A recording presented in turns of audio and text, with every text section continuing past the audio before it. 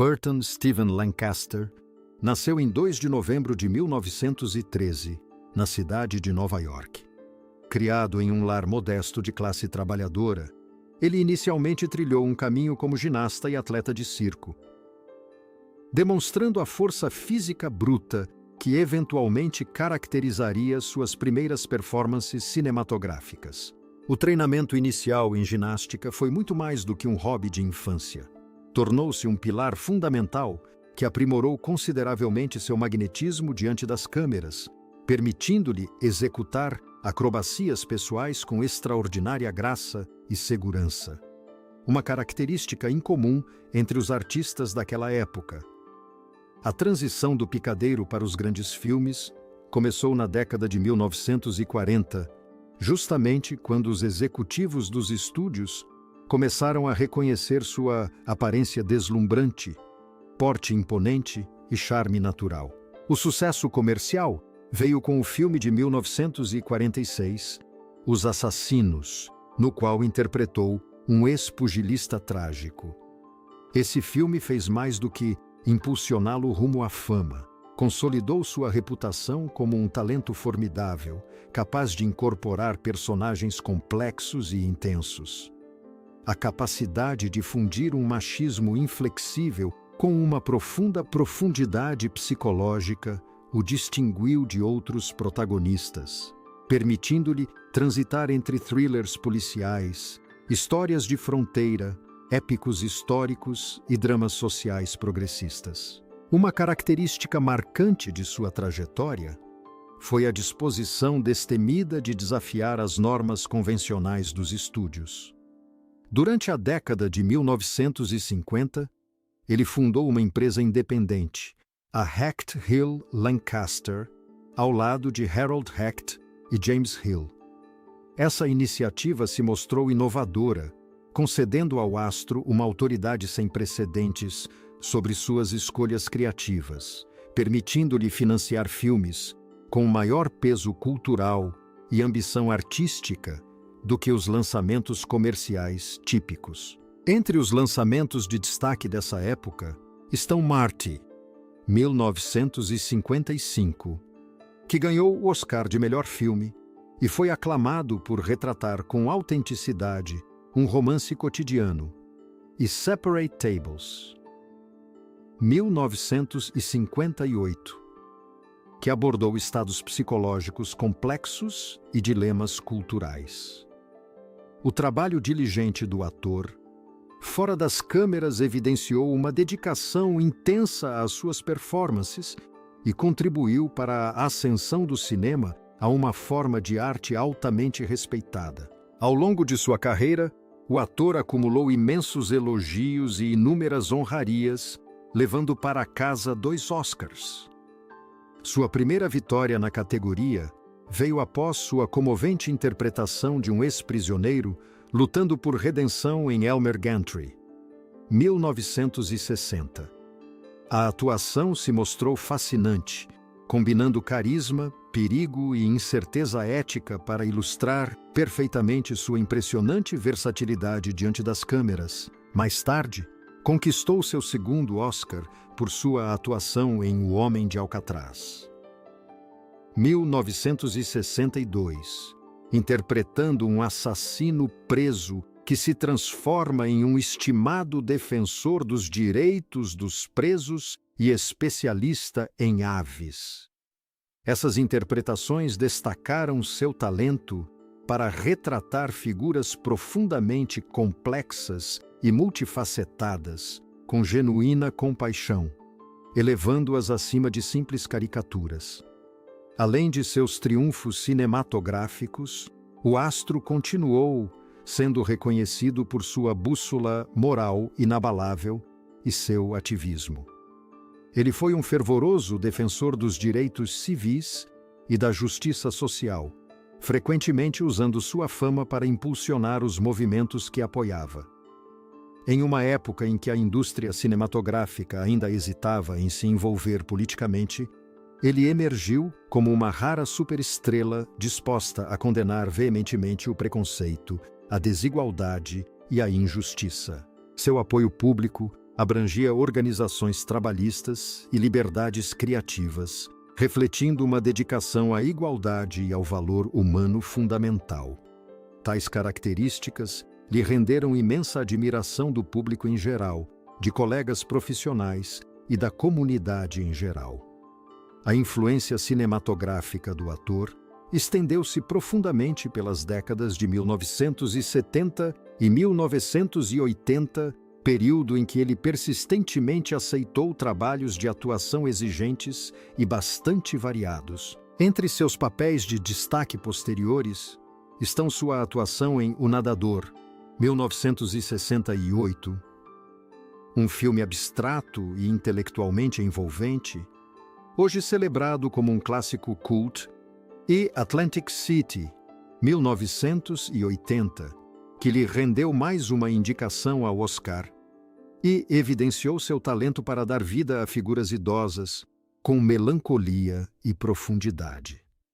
Conforme o cenário dos estúdios evoluía, o ator experiente se adaptou e manteve sua relevância, expandindo incessantemente os limites de suas capacidades dramáticas. O astro icônico casou-se 3 vezes ao longo da vida e criou 5 filhos, sendo que cada fase da vida doméstica refletiu aspectos distintos de sua evolução emocional e de suas lutas. Essa existência privada multifacetada frequentemente espelhava sua exigente e aclamada carreira na indústria cinematográfica, expondo a vulnerabilidade de uma celebridade cuja imagem pública era definida por charme magnético e domínio atlético. Seu primeiro casamento foi com June Ernst, uma mulher profundamente envolvida no mundo do entretenimento circense e das acrobacias aéreas. Ela se mostrou uma parceira nada convencional. Ernst se destacou como uma talentosa trapezista, vinda de uma linhagem dedicada à ginástica suspensa. Sua mãe era uma famosa equilibrista, uma pioneira notável no circuito de circos durante uma época em que as mulheres estavam rompendo barreiras históricas de forma ousada. Essa energia destemida e precisão foram transmitidas diretamente a Ernst, que consolidou sua reputação como ginasta magistral muito antes de se casar. Após o casamento, o ator mergulhou no ambiente artístico da família, executando rotinas ao lado deles, enquanto aprimorava suas habilidades como dublê. Essa época se mostrou fundamental para o jovem, visto que sua força física e movimentos dinâmicos se transformaram nas características que definiram seu legado cinematográfico posterior. Apesar da origem e do trabalho em palco em comum, essa união não resistiu. O casal se distanciou no final da década de 1930, embora o momento exato da separação legal tenha permanecido incerto. Enquanto publicações da época apontavam para 1940, historiadores modernos, analisando documentos de arquivo e depoimentos, teorizaram que a separação oficial pode ter ocorrido somente em 1946. Essa discrepância alimentou debates contínuos sobre a cronologia específica de seus romances posteriores e seu compromisso com uma segunda esposa.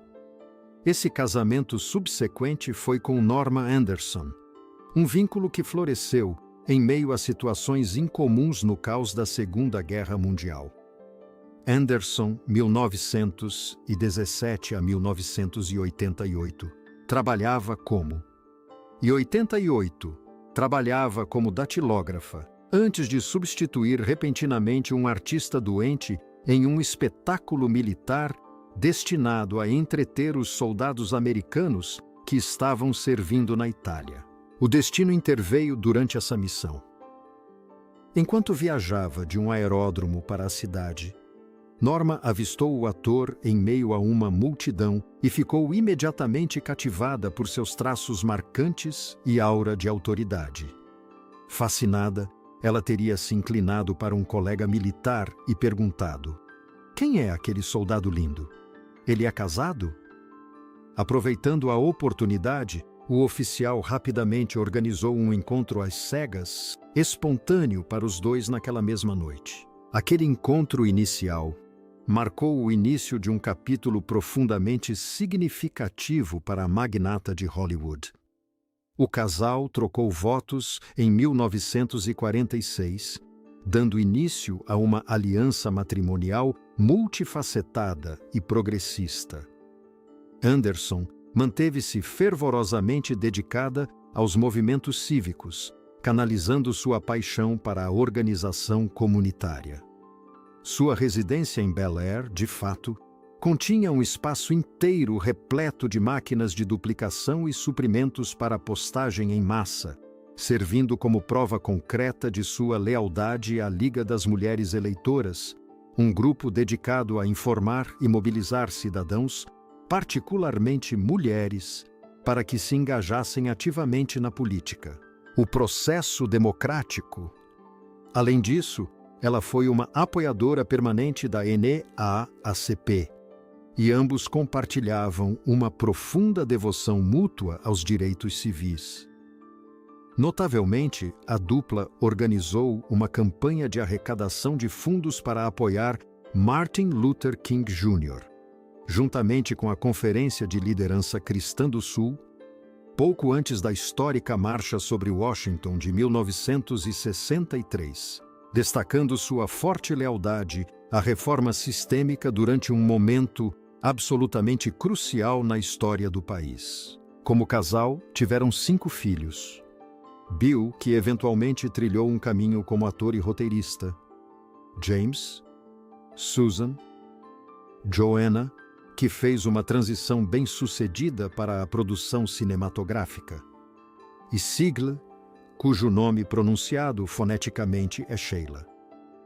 Mesmo com a fachada externa de um lar culturalmente ativo e acolhedor, o vínculo romântico entre os pais permanecia repleto de sérias complicações internas. O peso esmagador da agenda exaustiva do ator, combinado com obstáculos pessoais, abalou profundamente a base do casamento.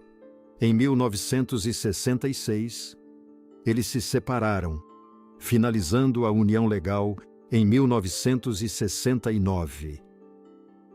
Logo após o fim do segundo casamento, o astro iniciou um romance longo e explosivo com Jackie Bone, uma figurinista contratada durante a produção de Os Profissionais, um grande projeto cinematográfico que marcou a Kenjutsu o final dos anos 60 e início dos anos 70.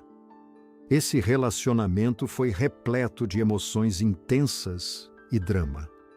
Uma discussão lendária chegou a envolver Bone quebrando uma garrafa de vinho diretamente na cabeça do astro durante um jantar, com a presença de figuras importantes como o cineasta Sidney Pollack e o ator Peter Falk.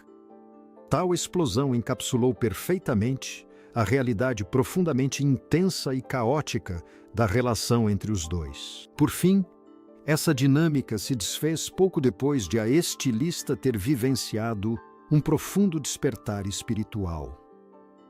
O ator veterano, possuidor de sua própria bússola moral complexa, supostamente achou impossível conciliar suas diferentes trajetórias teológicas, o que levou a uma separação definitiva. O terceiro e último casamento do lendário ator ocorreu em seus últimos anos de vida, quando se casou oficialmente com Susan Martin em setembro de 1990. Este capítulo pareceu bem diferente dos anteriores, mantendo-se muito mais tranquilo e em grande parte protegido das lentes dos tabloides.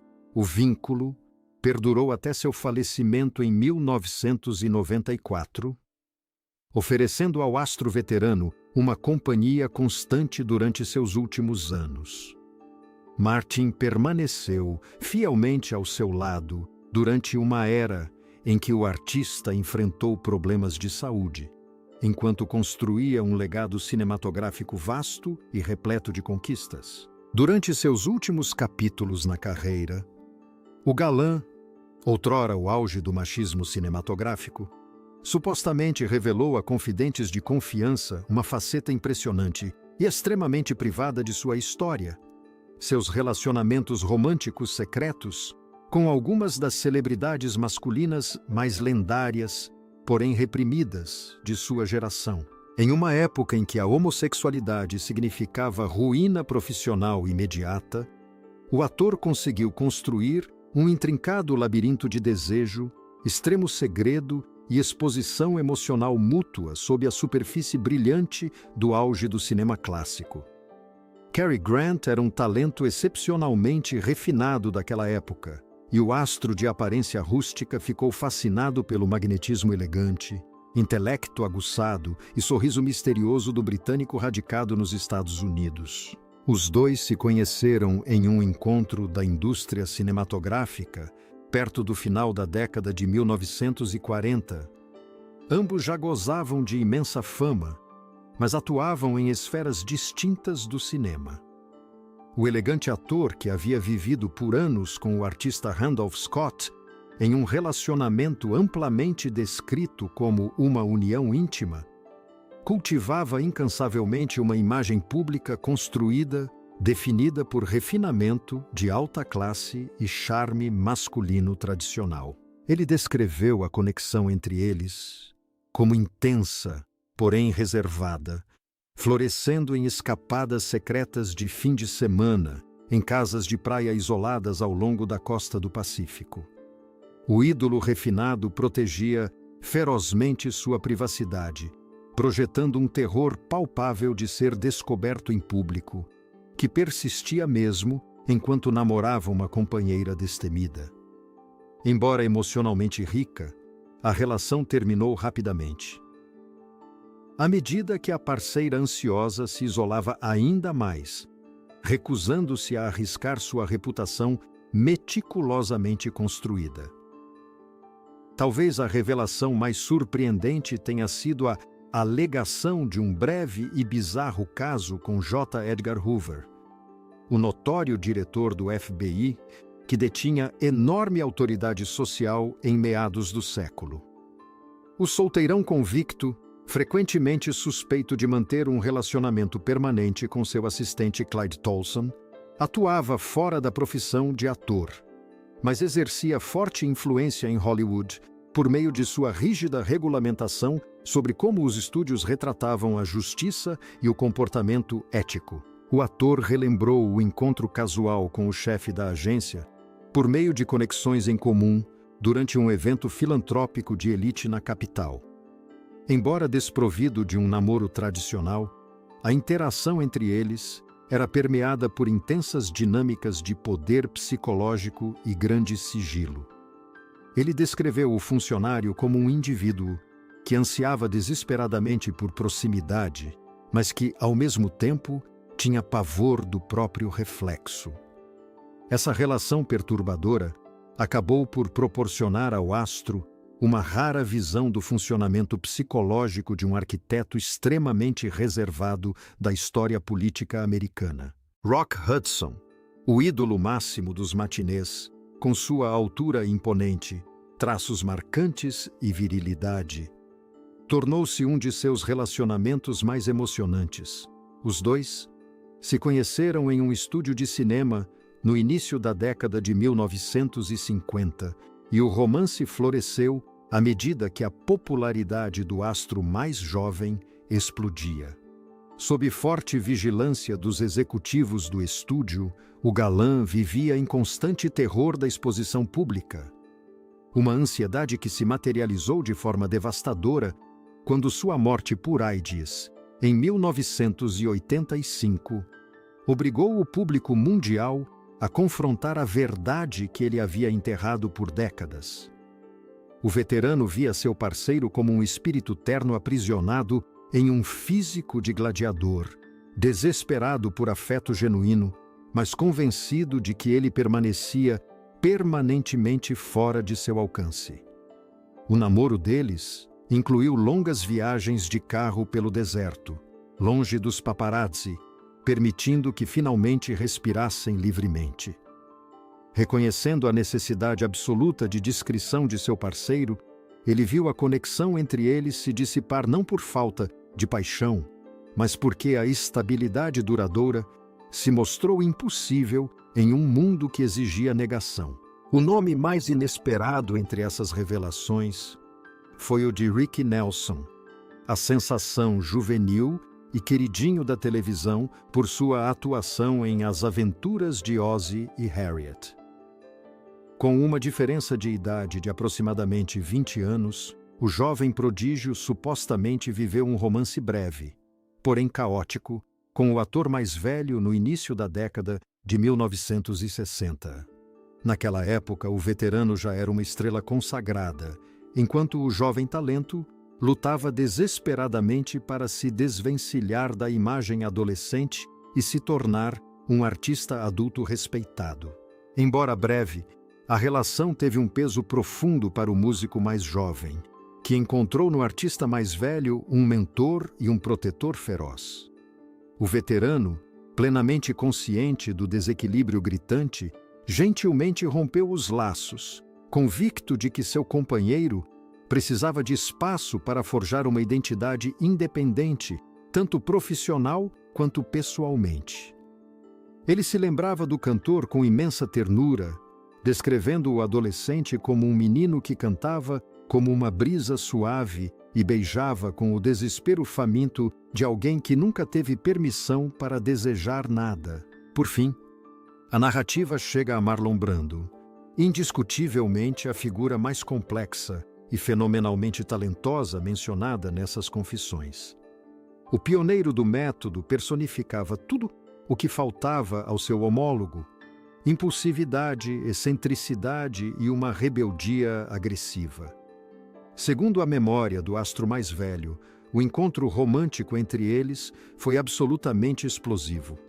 Os dois gigantes se cruzaram em meio a um encontro político intenso em Hollywood, perto do final da década de 1950, desencadeando uma química física imediata, indomável e intensamente visceral. Amplamente reconhecido por sua fluidez sexual e flagrante desafio às convenções, o ícone mais jovem cativou o veterano experiente por meio de debates filosóficos, desafios provocativos e um magnetismo carnal irresistível.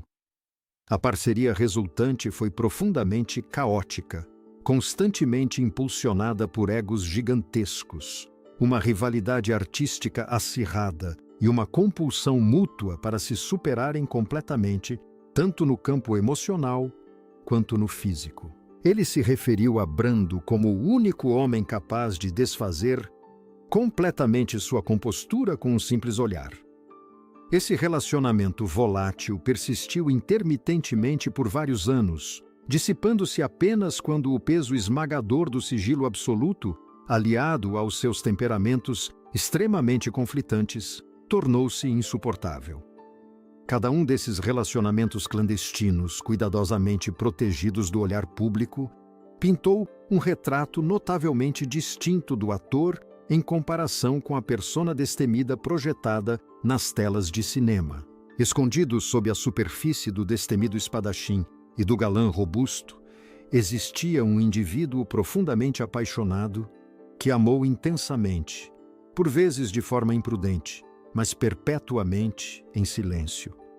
Ao desenterrar esses nomes durante seus capítulos finais, a lenda envelhecida não buscava sensacionalismo barato, mas, sim, a libertação total de décadas de fingimento, proteção e supressão de uma verdade fundamental que definia sua existência, com a mesma força que qualquer papel no cinema.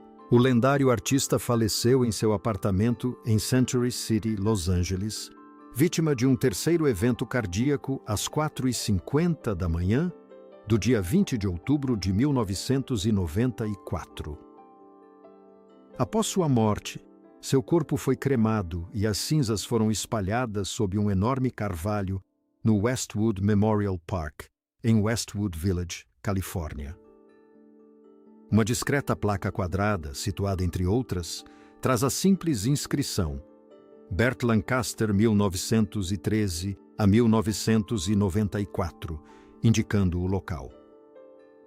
Respeitando seus últimos desejos, nenhuma cerimônia fúnebre ou memorial formal foi realizada.